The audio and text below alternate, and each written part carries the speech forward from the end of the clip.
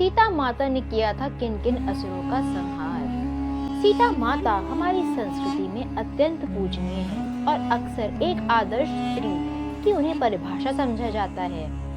पर कम लोग ही जानते हैं कि सीता माता एक महान योद्धा भी थी, जिन्होंने कई बार अपने युद्ध कौशल के वो प्रमाण दिए हैं जिनके सामने स्वयं प्रभु श्री राम भी नतमस्तक हो गए। तो आज हम जानेंगे कि सीता माता ने किया था कौन कौन से असुरों का संहार। जानने के लिए वीडियो के अंत तक बने रहें और अगर आपने हमारे चैनल को अभी तक सब्सक्राइब ना किया हो तो जरूर करें और बेल आइकन दबाना ना भूलें ताकि हमारे आने वाले वीडियोस के अपडेट्स आपको मिलते रहें। सीता माता ने तो बचपन से ही अपनी शक्ति और बल का परिचय दे दिया था, जब उन्होंने अपने एक हाथ शिवजी का धनुष उठा लिया था, जिसे हिला पाना भी बड़े बड़े योद्धाओं के लिए संभव नहीं था। जब सीता माता छोटी थी तभी उन्होंने चंडकासुर नाम के एक भयानक दैत्य का वध किया था। दरअसल हुआ कुछ ये था कि सीता माता बहुत जिद करके अपने पिता के साथ वन में शिकार के लिए चली गई। हिरण भागते भागते एक गुफा के अंदर चला गया। उस गुफा के अंदर चंडकासुर नाम का एक भयानक असुर रहता था, जो इंसान का मांस खाता था। इंसानी मांस की गंध आते ही वो दहाड़ता हुआ बाहर निकला। उसने जनक के कई सैनिकों को अपने पैरों से कुचल दिया और जो दिखा उसे जिंदा चबा दिया। कोई भी अस्त्र शस्त्र उस पर कोई असर नहीं डाल पा रहा था। तभी सीता माता ने गुस्से से भयंकर गर्जना की, जिससे असुर भी कांप गया। सीता माता ने खड्ग लेकर असुर पर झपट पड़ी। लड़ते लड़ते दोनों गुफा में प्रवेश कर गए। राजा जनक को सीता माता को लेकर डर सताने लगा, पर थोड़ी ही देर बाद सीता माता चंडकासुर की लाश को अपने हाथों से घसीटते हुए बाहर निकली। सीता माता के शरीर से अलौकिक तेज निकल रहा था, जिसे देखकर सबने उनके सामने हाथ जोड़ लिए। इसी तरह जब सीता माता जवान हुई तो उन्होंने एक भयानक दैत्य का संहार किया, जो उनके उपवन में अजगर के रूप में निवास कर। एक बार माता सीता अपनी सखियों के साथ बाग से फूल चुनने गई। वहाँ एक दैत्य अजगर बनकर निवास कर रहा था। उसने सीता माता की सखी को पकड़ लिया और उसे निगलने लगा। उसकी आवाज सुनकर सीता माता वहाँ आई और अजगर पर वार किया, जिससे वो बाहर निकली। उसके बाद अजगर उसे असली रूप में आया और सीता माता से भयंकर युद्ध करने लगा। सीता माता ने एक वृक्ष को उठाकर उस पर फेंका और उसको नीचे गिरा दिया। दैत्य के नीचे गिरते ही सीता माता उस पर चढ़ गई और लात घूंसों से उसे मारकर लहूलुहान कर दिया। अंत में असुर को उठाकर आसमान में फेंक दिया और असुर कई योजन दूर पहाड़ की चोटी पर गिरकर मर गया। जहाँ वो गिरा हुआ था वहाँ से उसके शरीर के रक्त की एक झील बन गई, जिसका रंग आज भी लाल है।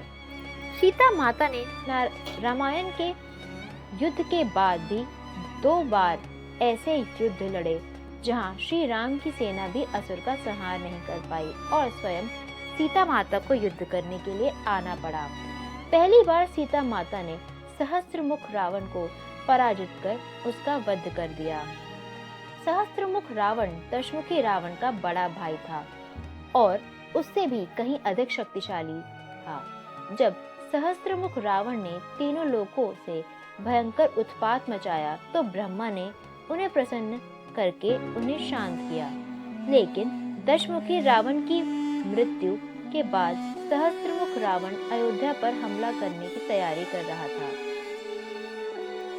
सीता माता ने श्री राम से कहा कि संसार में शांति तब तक स्थापित नहीं हो सकती जब तक सहस्त्रमुख रावण का संहार नहीं हो जाता। ये सुनते ही श्री राम ने सहस्त्रमुख रावण को हराने के लिए कूच कर दिया, पर सहस्त्रमुख रावण ने दिव्यास्त्रों से पूरी वानर सेना में उथल-पुथल मच गई। राम, लक्ष्मण आदि चारों भाई, हनुमान, जामवंत, विभीषण आदि प्रमुख योद्धाओं को छोड़कर बाकी सब हताहत हो गए।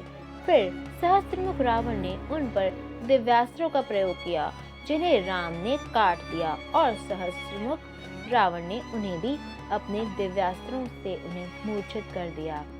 जब सहस्त्रमुख रावण को पराजित करने का कोई और मार्ग नहीं दिखा, तो माता सीता ने महाकाली का विकराल रूप धारण किया और क्षण भर में ही सहस्त्रमुख रावण का उनकी पूरी सेना समेत वध कर दिया। इसके कुछ समय बाद सीता माता ने कुंभकर्ण के बेटे मूलकासुर का भी संहार किया।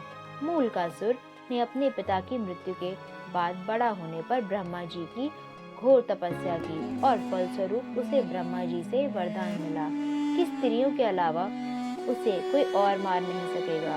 मूलकासुर इस वरदान से खुश होकर दुनिया भर में हाहाकार मचाने लगा। उसने निश्चय किया कि पहले तो विभीषण का वध करेगा और फिर श्री राम का।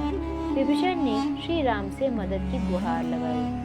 तब श्री राम ने अपनी पूरी सेना विभीषण की मदद के लिए भेज दी, पर वरदान के कारण कोई मूलकासुर का कुछ नहीं बिगाड़ पाया।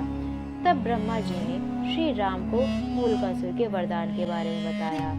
जब सीता माता को मूलकासुर के अत्याचारों का पता चला तो उन्हें इतना गुस्सा आया कि उन्होंने चंडी का रूप ले लिया और मूलकासुर से युद्ध करने पहुंच गई। दोनों के बीच भयंकर युद्ध हुआ, जिसके बाद सीता माता ने चंडिका अस्त्र छोड़कर मूलकासुर का नाश कर दिया। ये सारे किस्से हमें बताते हैं कि सीता माता सिर्फ एक आदर्श माँ और पत्नी नहीं, बल्कि एक महान योद्धा भी थी। तो कैसी लगी आपको हमारी ये कहानी? हमें कमेंट सेक्शन में जरूर बताइएगा।